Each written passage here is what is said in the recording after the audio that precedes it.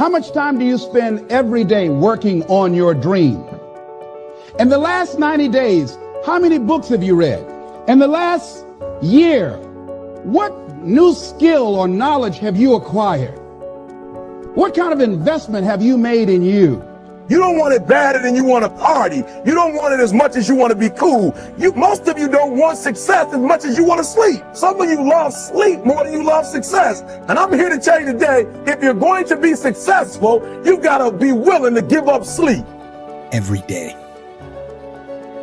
This isn't a part-time gig. This isn't punch the clock and go home for the day. You don't get weekends off. No. Here, there's no such thing as a weekend. This is an everyday gig. Every day is a Monday. You're either committed or you aren't. You're either willing to do everything it takes, whatever that might be, or you aren't. You either are willing to go through hell and high water and fire and brimstone to get to your goals, or you aren't. This is the time for you to go into warrior mode. The dreams that you have are not going to fall into your lap. We all want that. We all want the easy route. We all want it to happen fast. But the truth is that you've got to be willing to fight for what you want. And sometimes the person that you have to check is yourself. It doesn't matter what you don't have now because you can go get it. But it starts today. It starts with a commitment. It starts with a principle. It starts with a discipline. It starts with effort. It starts with energy. It starts with an idea that you're going to make today count. Develop yourself, weaponize yourself, teach yourself to be so good at something that is necessary to serve in the area of your dream that now you're never even thinking about your comfort zone.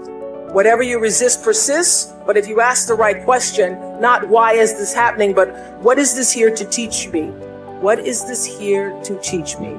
It puts you in the place and space to get the lesson you need. The things that you went through getting there give you the tenacity to stay there. The fight is your friend. To work on yourself daily. Work on the way you look at the world around you. Look at solutions rather than focusing on all the problems. Don't listen to its lies about what might happen if you try that new thing, and just try it. You do this and you are constantly getting stronger than that enemy within. And I may make a mistake, but I own it radically, emphatically. I don't play the blame game. If I was wrong, I claim it and I move forward. The starting point of goal setting is for you to realize that you have virtually unlimited potential to be, have, or do anything you really want in life if you simply want it badly enough and are willing to work long enough and hard enough to achieve it. The second part of goal setting is for you to accept complete responsibility for your life and for everything that happens to you with no blaming and no excuses. With these two concepts clearly in mind, that you have unlimited potential and that you are completely responsible, you are now ready to move to the next step, which is to begin designing your ideal future. You are responsible for financial strategy, for deciding exactly how much of your services you want to sell, how much you want to earn, how rapidly you want to earn your income year by year, how much you want to save and invest, and how much you want to be worth when you retire. These numbers are entirely up to you. You are responsible. You are responsible for your people's strategy and your relationships, both at home and at work. One piece of advice I give my students is to choose your boss with care. Your choice of a boss is going to have a major impact on how much you earn, how fast you get ahead, and how happy you will be at your job. By the same token, your choice of a mate and friends will have as much or more to do with your success and happiness than any other decisions you make. If you are not happy with any of your current choices, it is up to you to begin taking steps to improve or change them. Finally, as president, you are in complete charge of personal research and development, personal training and learning.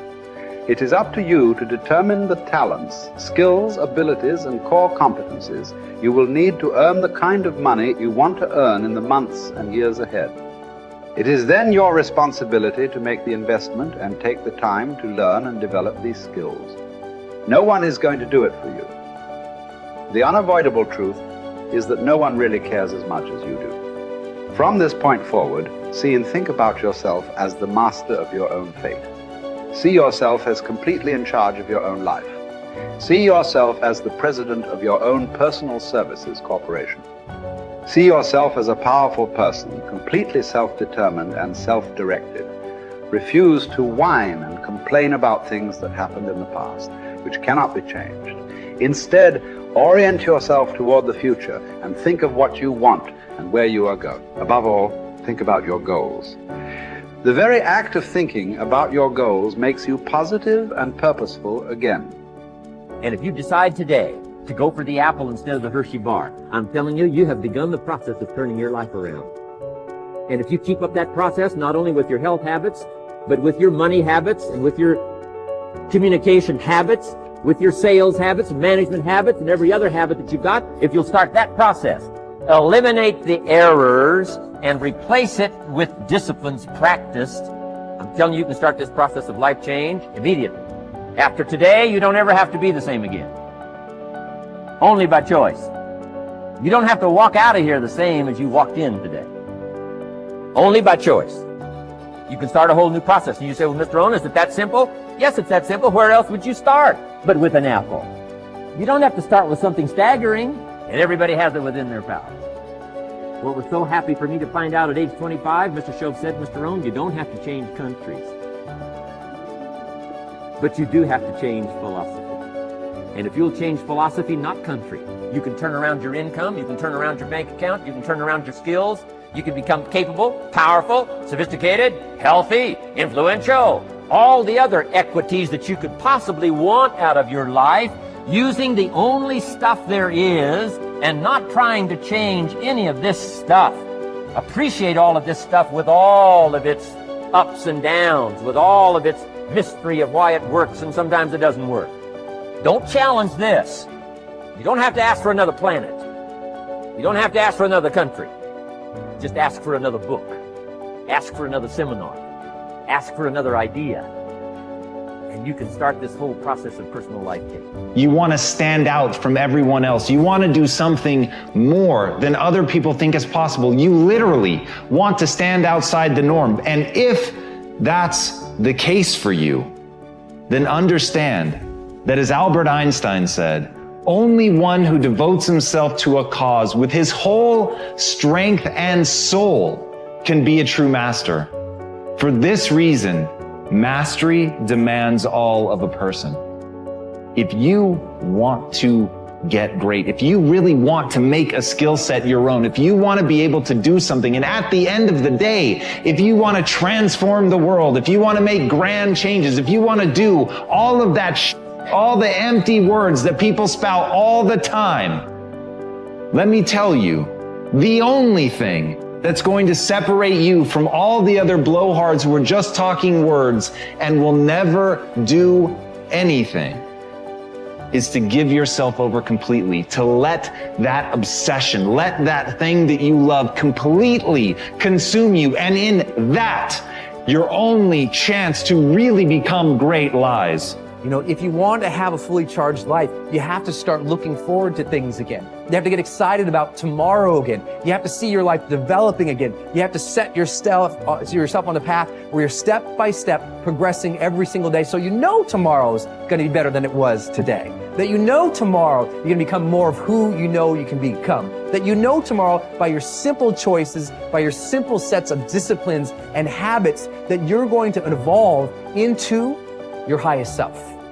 And that is the path of the charged life. This constant engagement with the best within us, of pushing ourselves, but with that purpose and that progress of hoping to become our highest selves. And when you live in that place and you sense that every single day, that's the magic.